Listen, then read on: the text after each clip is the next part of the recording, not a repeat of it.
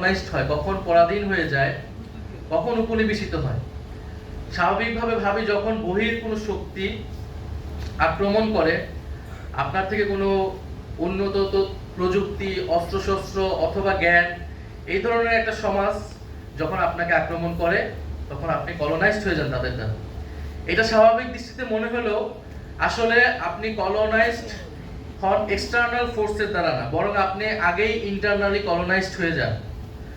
একটা সমাজ কলোনাইজড তখন হয় যখন সে আগে থেকেই একটা পরাধীন হওয়ার জন্য, উপনিবেশিত হওয়ার জন্য তার সমাজে অনেকগুলো উপাদান থাকে, এবং সমাজে তখন কোনো ধরনের আইডিয়ার বিকাশ হয় না, স্পিরিট তৈরি হয় না, সাংস্কৃতিক কোনো বিকাশ হয় না, জ্ঞানগত কোনো বিকাশ হয় না।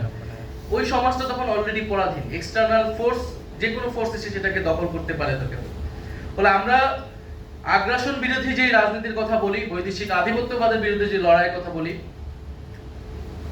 সেটার জন্য আমাদেরকেও শুধু বিরোধিতা করলে হবে না, আমাদেরকে নিজস্ব জ্ঞান ভিত্তি তৈরি করতে হবে।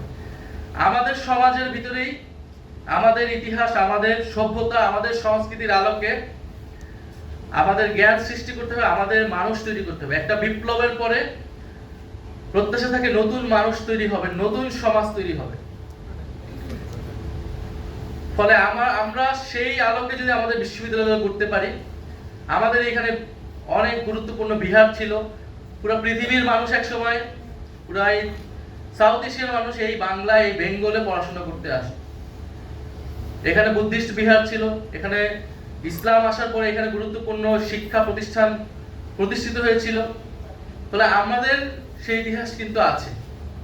আমরা অবশ্যই আধুনিকতার সাথে সংযুক্ত হব, আমরা ইউরোপ আমেরিকা যাব, কিন্তু আমাদের চেষ্টা থাকতে হবে আমাদের নিজেদের সমাজকে আমরা কিভাবে গড়তে হবে। আমরা যদি পরের দিকে তাকিয়ে থাকি, আমরা কখনোই স্বাধীন হতে পারবো না। আমরা অন্যকে অনুকরণ করে আমরা নিজেরা স্বাধীন হতে পারবো না।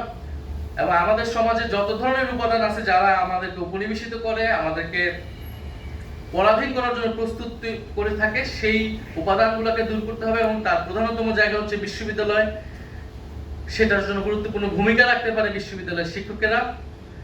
আমরা প্রত্যাশা করব আমাদের এই যে দীর্ঘমেয়াদী প্রকল্প, রাজনৈতিক, সামাজিক, সাংস্কৃতিক, অর্থনৈতিক, সেইটার জন্য ইউটিএফ, ইউনিভার্সিটি টিচার্স ফোরাম কাজ করবে, জাতীয় নাগরিক পার্টি সর্বাত্মকভাবে সহযোগিতা করবে। বাংলাদেশের বিশ্ববিদ্যালয় থেকে শুরু করে প্রাথমিক শিক্ষা প্রতিষ্ঠান পর্যন্ত শিক্ষকদের সাথে তাদের অধিকার আদায়ের পাশে জাতীয় নাগরিক পার্টি থাকবে। আপনারা ইতিমধ্যে দেখেছেন